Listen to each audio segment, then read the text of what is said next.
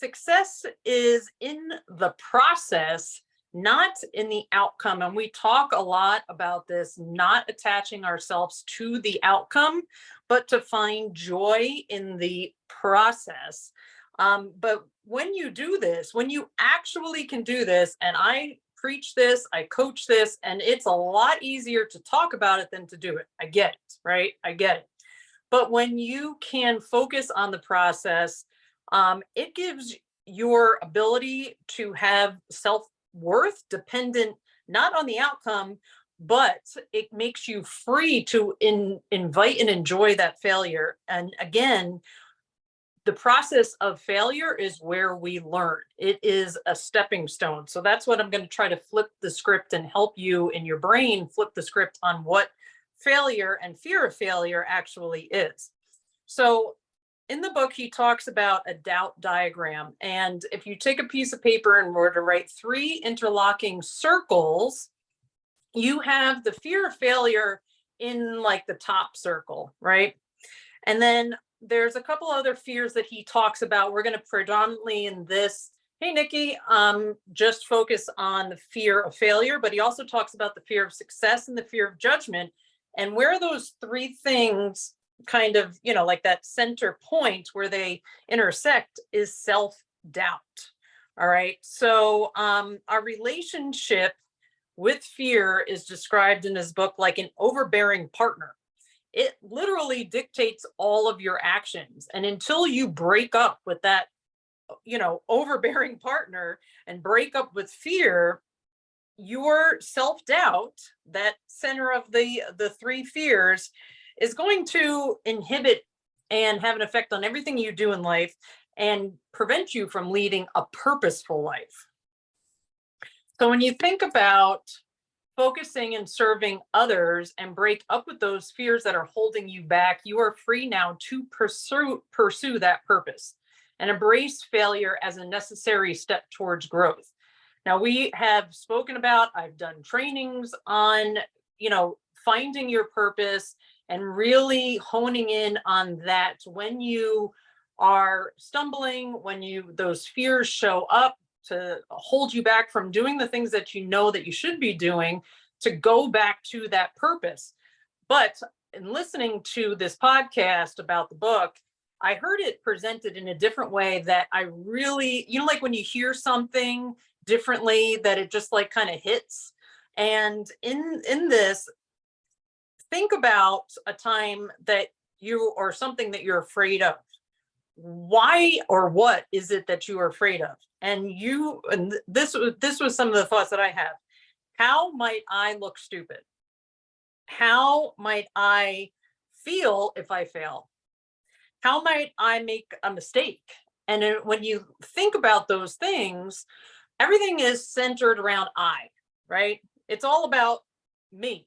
And it's kind of a selfish approach if you are coming from a place of service, right? So if you focus on the serving of others and flip the script as to why you're doing it and how you can make it about that service to others, then what?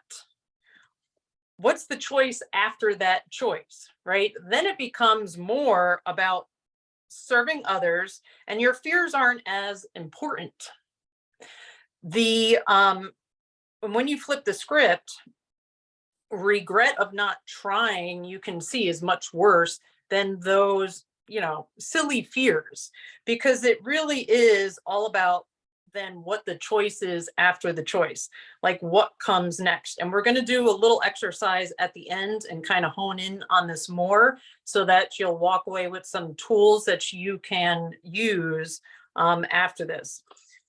So overcoming fear of failure for success. If you think about it, defeat and failure really is a blessing.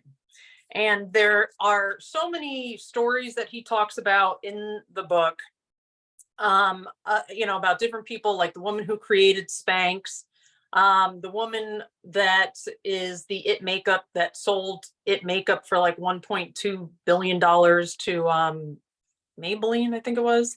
All of these stories about the fear of failure, defeat and failure being a blessing for like what's next, right? And it's because failure is a teacher. It shows you what you can improve upon, and what you can do differently next time. And that is why it is a blessing. It's how we grow. And just so you know, everything is difficult at first. Like, no one was born a marathon runner, right? We don't even know how to crawl when we're born. When we're little,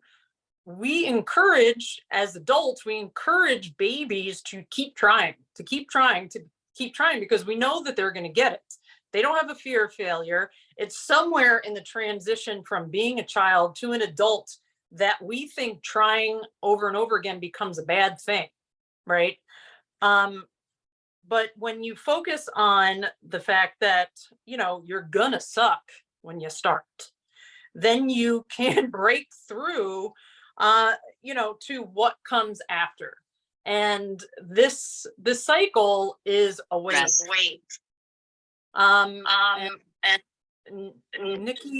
Nikita, thank you, my dear. So this is a wave, and it's in these dips, it's in these lulls in the wave where the learning takes place. If you come from a place when you start something, or when you're thinking about starting something new, that failure isn't inevitable, it's kind of like how we go for the no, failure is inevitable, then you can focus more on making a habit of trying new things. Because when you do this and get out of your comfort zone and get more in the habit and more comfortable with being out of your comfort zone, then you are going to increase your ability of success. So there's a spot in the book where they talk about this, a woman who, I think it's the woman who created Spanx, how she, had many people turn her down for her product idea before it was actually adopted and, turned into the crazy huge company that everyone is copying now in the marketplace. She says every successful person has had failure along the way to success. So why should you be any different? Because everybody else has been down this road. So this is an exercise that I think is very important and is very helpful, that if you've got a pen and paper, let's do this. So it's what I call borrowing from your past to close the gap. And it's the gap between failure and success. When you can close that gap, will improve and increase your self-worth and crush that self-doubt that you have about even starting in the first place. So think back to your past failures. So if you take a moment to sit and meditate and just think back to some past failures that you've had, what happened next? What came next after that? I'm pretty sure that 8 out of 10 of them, the next thing that happened was a success. But if you start from the failure point and think from that point towards a success, you might find it kind of difficult to actually find those failures. If I were to say, think back to your past successes, you probably right off the top of your head could think of a handful of successes that you had, but think back to the failures that you had first. It's going to take a little bit more of the thought process, because our brain, it gets rid of those bad experiences and replaces it, like what you remember from that moment is the success, right? But try and think back from the success to the failure that happened right before it, and leading up to that success. Write them down. And then think about how you felt after. Again, did you think about the failure that you had before or the success? What did you learn in between the two? What did you do differently? And how long did it take? And that part, this part is quite interesting, because if you think about it from the success point and not the failure point, the time frame gets a lot shorter. And this is a good thing. This is a good thing because when you're in the process, it feels like it's forever. But after the fact, the point between failure and success is actually much shorter. So then what happened afterwards? Right? Did you die? No. I always like thinking about like the then what? Then am I going to die? No. I might just, have to dust myself off. Maybe I need to take a day to cry in my bed. I don't know.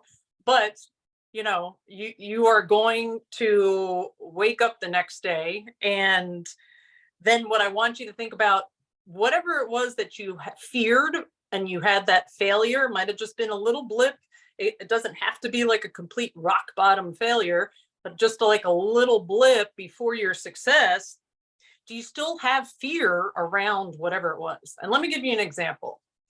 When I first started competitive bodybuilding, I, went through the whole, I had like an 8-month process where I lost a bunch of weight, and then I had to gain muscle, and like everyone that I saw was like, oh my God, what the heck are you doing? Because I like physically looked like crazy different. And I had done all of the things to get to the point of getting on stage and going to my first competition. And I felt really good about it until I got there. And I started looking around and comparing myself to all the other women that were there. I was in my late 30s. They were all in their early 20s. And I was like, I've lost my mind. What the heck am I doing here? Why am I in clear heels and a little blue sparkly bikini, going to be judged by a bunch of men that I don't know? Like, what the hell am I thinking? Like, why did I think this was a good idea? And I went on stage, and I like walked like a man on stage, not like pretty flowy like all of these, young chicks. And I got last place. I mean, like dead last. Actually, was second to last, but the girl who got last place didn't even come back for the finals, so I got last place by default. And I, and after the, after the fact, I realized it was my fear. Like I literally was like a deer in headlights and showed that fear to everybody on the panel and everyone in the audience. I had already been defeated before I walked on stage, because it was like walking into it and seeing all of these other women there, right? That fear led to the outcome. But in that moment, I said, this is not who I am. This is not who I am. I am going to come back and I'm going to crush it. And, I made a plan, like what next show 6 weeks later I was going to come back to. I actually put myself in a higher category that was even more difficult than the bikini that I had started in. I switched over to figure competitor. It was a little bit more fitting for my body type. And every night, and I've talked about this before, I did a 30-second visualization, which if you went through my Plan Your Success training series in the beginning of the year, we did this. And I wrote it down and became like a movie trailer in my head of me winning first place, the weight of the trophy, the, cheer from the crowd, my family hugging me, just all of the sights and the smells, and like the taste of like the juicy burger I was going to eat afterwards as my reward, like all of the things.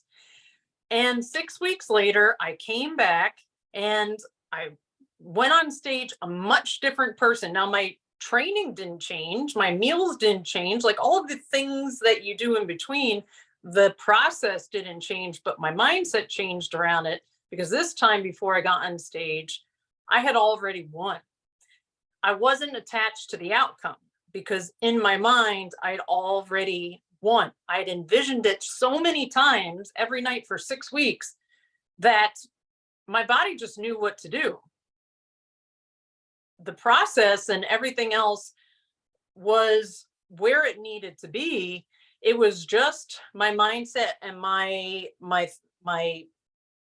attachment to the outcome that had changed.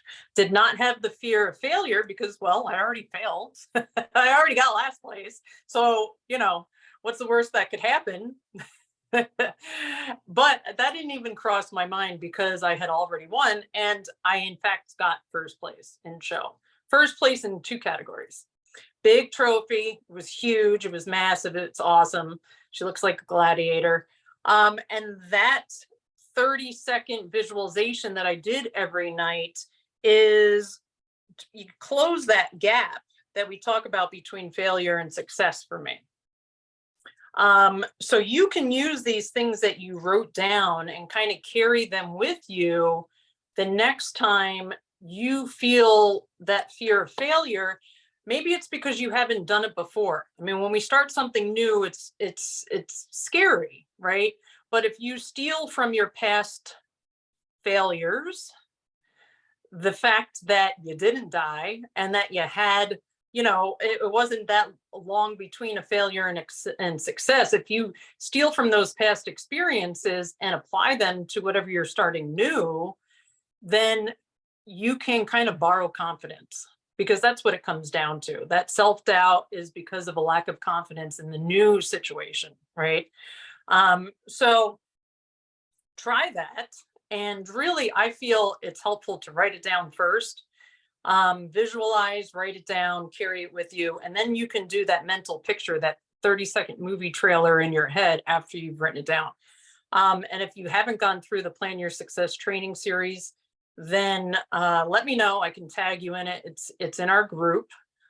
It's there for you. You can download the workbook and all that kind of stuff that's got the little fill in the blank sort of things so that you can create your 30-second movie trailer. But you can do this for anything that you have a fear around, whether it's, business related, it's in your personal life, it's a personal goal, whatever it is. Fear creeps up in the craziest of places, but it's normal and it's part of the growing process.